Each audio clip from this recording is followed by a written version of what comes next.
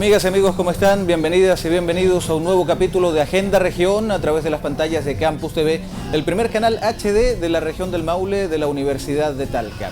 Con un ciclo especial de programas hoy desde nuestro stand en la Feria Internacional de Exposición de Talca y la región del Maule FITAL 2014, que está conmemorando 50 años de existencia, y la Universidad de Talca no ha querido estar ausente y ha desarrollado un stand bastante particular y muy especial de energías 100% renovables, 100% limpias. Y para conocer todo lo que implica este impacto en materia de beneficios para el medio ambiente y la ciudadanía en su conjunto, vamos a dialogar con nuestro primer invitado en esta serie especial de programas aquí en FITAL, como es el caso del profesor Claudio Tenreiro, quien es decano de la Facultad de Ingeniería de nuestra Casa de Estudios Superiores. Profesor, bienvenido a Campus TV, gracias por acompañarnos. Gracias por la oportunidad de estar con ustedes aquí. Profesor, bueno, cuéntenos qué significa este trabajo desarrollado por la Facultad de Ingeniería para poder masificar todo lo que significan las energías renovables, las energías limpias. Bueno, hablar desde el punto de vista del significado es un poco complejo en el sentido de que el problema de la energía como tal, la verdad es que involucra a todos los individuos, digamos, a todas las personas, y también a los colectivos de personas, en el sentido que serían las empresas, por ejemplo, que a la larga son individuos que están juntos en una labor, que utilizan muchas veces y manipulan grandes cantidades de energía. Entonces, desde esa perspectiva, nosotros como universidad tenemos el deber de hacerles notar cuáles son las mejores tecnologías que están disponibles de acuerdo a las necesidades de cada sector o cada grupo. Si son personas que en su casa, digamos, quieren aportar de alguna manera con alguna generación de energía propia, que incluso puede ser desde energía eléctrica o energía térmica, en el sentido de, por ejemplo, precalentar el agua o cosas por el estilo, cómo lo pueden hacer, cómo se pueden educar, cómo se pueden entrenar, y es como un primer paso. Pero junto con la generación no hay que olvidar que en realidad la mejor energía es la que no se usa en cierta forma, y eso apunta a que desde el hogar también las personas tienen que aprender a minimizar la cantidad de energía que están utilizando para sus labores o para sus acciones. Eso de alguna manera apunta hacia la eficiencia energética, es decir, cuál es la menor cantidad de energía que nosotros requerimos para hacer una determinada actividad. De ahí damos el salto ahora a la comunidad, digamos, y empieza la aparición de un conjunto de preguntas interesantes y válidas, porque el tema de la energía también cruza con otros temas extremadamente importantes y que nos preocupan, como el de la contaminación y los efectos posteriores que llevan en última instancia al calentamiento global, cambio climático. La energía está en realidad como eje de cada uno de estos elementos, porque en el caso del calentamiento global, ya se sabe que tiene que ver con un consumo excesivo de elementos que estamos combustionando, que estamos quemando, y por lo tanto estamos soltando los productos a la atmósfera, y eso está generando grandes cambios.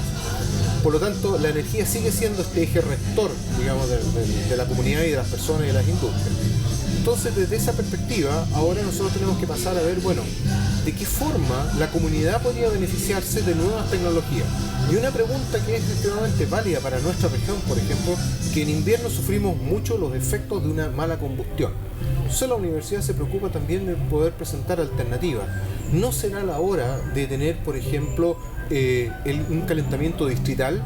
En vez de tener cada uno una bosca que tiene un funcionamiento muy malo, ¿por qué no tenemos una gran bosca por cuadra, donde nosotros podemos controlar las emisiones, podemos tener siempre la mejor tecnología y asegurarnos que el mejor combustible está yendo a esa bosca? Entonces podemos pasar de esta contribución de cada uno a una mala calefacción, a una mala utilización, un mal uso de la energía térmica, a un uso un poco más optimizado. Eso a nivel todavía casero, todavía hogareño. Y ahí podemos irnos ahora extrapolando a la industria. Bueno, la industria tiene muchos procesos que son altamente demandantes de energía. Entonces ahí surgen muchas alternativas. ¿Es solo una cuestión de cambiar las ampolletas, por decirlo de alguna manera simplificada? La respuesta a lo mejor es no. Lo que hay que hacer es partir por una especie de auditoría, de conocer cuál es el manejo energético de cada uno de nuestros procesos. Y en ese sentido caemos en la ingeniería pura, ¿ya? La ingeniería práctica, la ingeniería civil industrial, la ingeniería mecánica, la mecatrónica, es decir, de qué manera cada uno de estos conocimientos van aportando en las distintas etapas de un sector productivo. Y buscamos la alternativa que haga de alguna forma el proceso lo más sustentable posible. Y es una palabra truculenta porque sustentable tiene un significado basado en el futuro. Pero para el futuro resulta que tenemos que utilizar las respuestas que tenemos hoy. Entonces, de alguna manera, es prepararnos para el mejor futuro posible con aquellas herramientas que tenemos hoy en día. Si en el futuro cambiaran las leyes de la física, por ejemplo, bueno, sería muy distinto, pero no lo sabemos. Entonces tenemos que hacerlo con aquel conocimiento que vamos a desarrollar hoy. Y desde esa perspectiva, la Facultad de Ingeniería tiene indudablemente un rol muy importante que jugar. Entonces ahí escalamos ahora a la masificación del uso de la energía. Ahora siempre estamos hablando ahora de las casas, del individuo particular, de la industria, pero también podemos pensar ahora en el bien común, en los bienes públicos. Entonces, para todos nosotros no es ningún misterio que nos gusta tener, por ejemplo, las calles bien iluminadas. Eso es un tema de consumo público de alguna manera, porque estamos ahora gastando energía en algo que es de uso común. Y así podemos extrapolar ahora a qué medidas se pueden tomar para que los hospitales, las calles, los municipios, etcétera, puedan también adoptar mejores tecnologías que minimicen el consumo de energía. A partir de ese punto que usted menciona, profesor, ¿se ha podido percibir algún cambio cultural en nuestro país? En los últimos años se ha podido percibir al menos un poco más la integración de la energía por medio de paneles solares. Ese puede ser un pequeño, gran paso quizá para poder cambiar la mentalidad en materia de uso de otras alternativas de energía. A ver, yo quiero ser bastante honesto en este tema. La verdad es que se han dado pasos, pero yo creo que se han dado pasitos, no pasos verdaderos. ¿Por qué? Por ejemplo, se ha incentivado y se ha hablado mucho en la prensa del aporte que los paneles fotovoltaicos, o sea, la electricidad a partir de la luz del sol, puede generar y puede aportar a la red y de alguna manera ayudar a mitigar los efectos del uso de combustibles fósiles. Sin embargo, si somos realistas, hay una pregunta clara. ¿Un particular o una empresa puede en este minuto hacer una gran inversión y generar energía eléctrica e inyectarla a la red? La respuesta es que la ley lo permite, pero todavía no se dan las condiciones. Es decir, cualquier privado que monte un sistema de generación eléctrica en su casa va a tener problemas, porque no va a saber cómo entregar esa energía a las empresas distribuidoras. No hay una claridad. Por otro lado, se habla mucho del net metering. Net metering está en la boca de mucha gente. Pero ¿qué significa net metering para Chile? Porque ¿qué significa net metering en Europa o en Estados Unidos? Es clarísimo. Pero en Chile la pregunta es muy simple. Si yo genero energía eléctrica en mi casa, el kilowatt hora que estoy generando, ¿me lo van a pagar al mismo precio que yo le pago a la compañía? ¿O a mí me van a tratar como un generador de energía y me van a pagar, por ejemplo, lo que se conoce como el precio de nudo?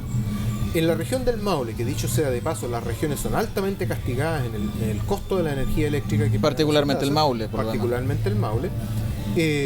Uno le paga a la compañía del orden de 120 pesos el kilowatt hora.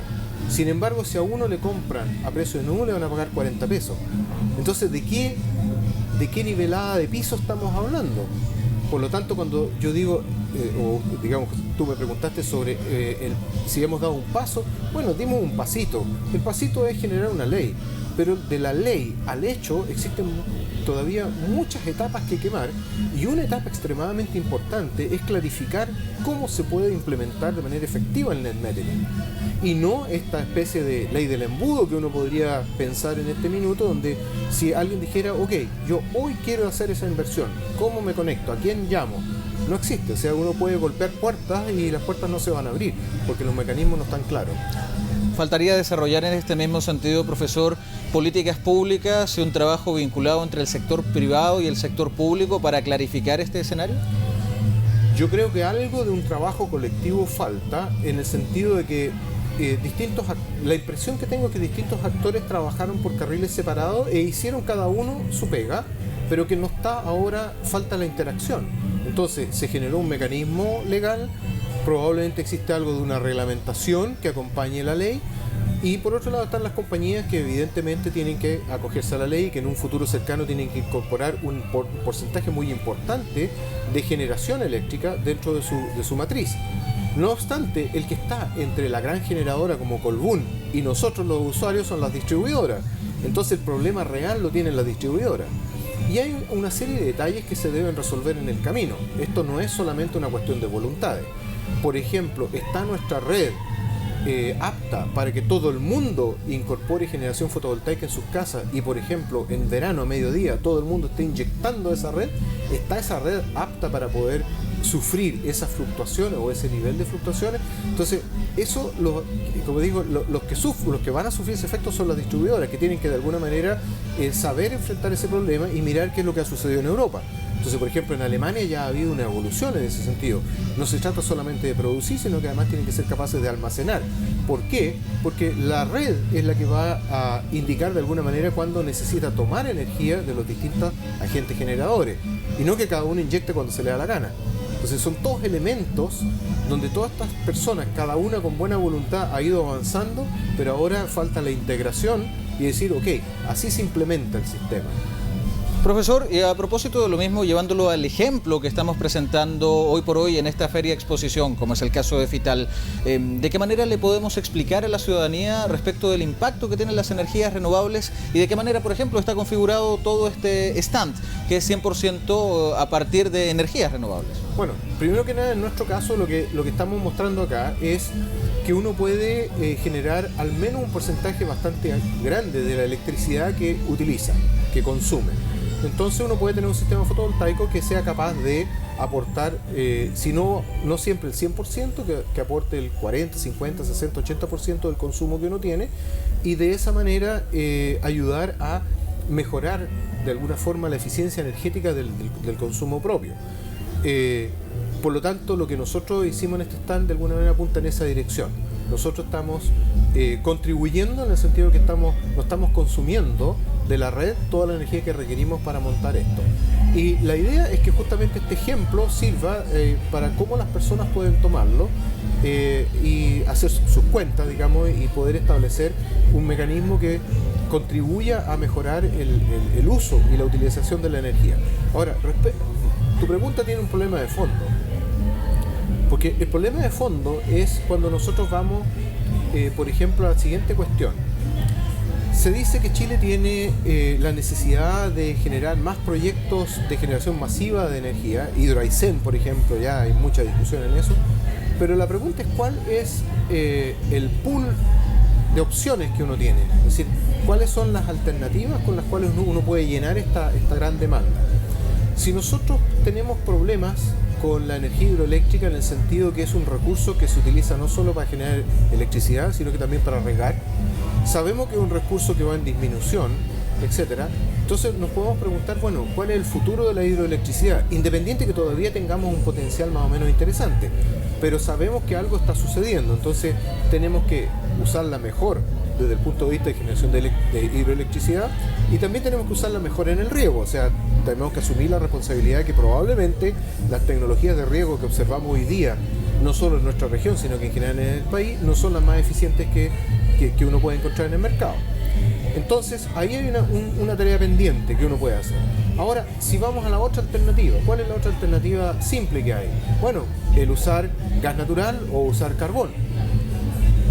Ahí muchas veces hay discusiones que son curiosas, porque dicen, no, pero es que el lugar está saturado, etcétera, etcétera. La verdad es que existe tecnología muy limpia vinculada a las centrales térmicas normales, pero es cara. Entonces eso nos lleva a decir, bueno, quizás no estamos pagando lo que se debiese pagar, porque si nosotros quisiéramos una central térmica extremadamente limpia, la tecnología tiene un costo más alto. Entonces ese es otro tema pendiente que tenemos, o sea, qué tan limpio le imponemos al sistema y cuánto estamos dispuestos a pagar por ese factor de limpieza. Entonces, todos estos elementos indican que hay una curva de aprendizaje que todavía en Chile hay que dar, y discusiones donde las personas en general están cada vez siendo más participativas, todo el mundo opina. Ahora, yo creo que nos hemos ido al extremo de que nadie quiere que se construya nada en ninguna parte, ¿ya? Ese es un extremo, pero ese extremo yo creo que se basa en la desconfianza de que algo no estamos haciendo bien. Yo sospecho que cuando las personas dicen, bueno, es que yo desconfío porque es puro mercado, qué sé yo, que todo significa ganancias, yo creo que eso llevó también a una especie de desconfianza endémica. En algún minuto esto tiene que romperse y se tiene que generar la confianza de que, ok, lo vamos a hacer lo mejor que podemos con las tecnologías que disponemos y que cada uno va a hacer su pega. Pero eso también incluye al consumidor. O sea, aquel que hoy dice no quiero nada en ninguna parte, bueno, también va a tener que aceptar que cualquiera que sea la tecnología que elija, sí tiene una consecuencia, incluyendo las llamadas energías renovables no convencionales. Porque hay que tener muy claro que los paneles fotovoltaicos no salen de un huevo. Los molinos eólicos tampoco nacen de un huevo. Y cuando terminen su vida útil, uno tampoco los va a dejar botados por ahí en la calle. Entonces significa que hay que hacerse cargo de todo el proceso de producción de estas tecnologías y después cuando termina su vida útil hay que hacerse cargo de todo lo que significa ahora deshacerse de lo que fue construido. En todos esos procesos uno claramente altera el medio. No podemos ir contra las leyes de la termodinámica. Siempre vamos a tener un efecto. Ahora nosotros como facultad hemos descubierto otros caminos adicionales que en particular para el tipo de industria regional son muy importantes, la agroindustria por ejemplo. Nos hemos planteado en muchos casos la posibilidad que el proceso productivo uno lo pueda catalogar de cero residuo. ¿Qué significa eso? Que si tomamos un ejemplo de alguna actividad agroindustrial, la pregunta es ¿cuánta de la energía que requiere está en los propios elementos que significan de alguna manera residuo para la empresa? Por ejemplo, la poda. ¿Cuánto es el potencial energético que hay en la poda? En distintos elementos y en otros residuos que genera. Ahora, por ejemplo, si nosotros quemamos algo, se produce ceniza. Todos sabemos que hay una ceniza. La pregunta, ¿es esa ceniza 100% nefasta o a lo mejor se nos podría ocurrir hacer algo con esa ceniza? Entonces, cuando uno comienza a pensar de esa manera, uno dice, quizás yo podría encontrar una manera de que todos los residuos que estoy generando en una cadena productiva los podría transformar en otro producto, incluyendo energía. Entonces, a lo mejor así podríamos minimizar varias cosas. La huella de carbono, por lo tanto, contribuiríamos a no aportar al efecto invernadero. La huella del agua, podríamos disminuir el recurso escaso, el recurso hídrico que tenemos, sobre todo para minorar su déficit, implementando nuevas metodologías y ayudando a limpiar el medio ambiente si es que nosotros lo hacemos con las alternativas adecuadas en los distintos procesos industriales. Eso es lo que nosotros es una de las áreas de investigación que tenemos en la facultad y que hemos tenido varios casos exitosos afortunadamente. Es decir, la idea primaria que tuvimos de poder conseguir esta idea de producir con cero residuos, estamos bastante cercanos a que sean muchas las industrias que pueden efectivamente moverse en esa dirección. Profesor, le agradecemos desde ya que nos haya acompañado en este capítulo especial que estamos desarrollando con energías renovables desde aquí, este stand de la Universidad de Talca en Fital. Gracias por estar con nosotros. Gracias a ustedes y contento de poder aportar.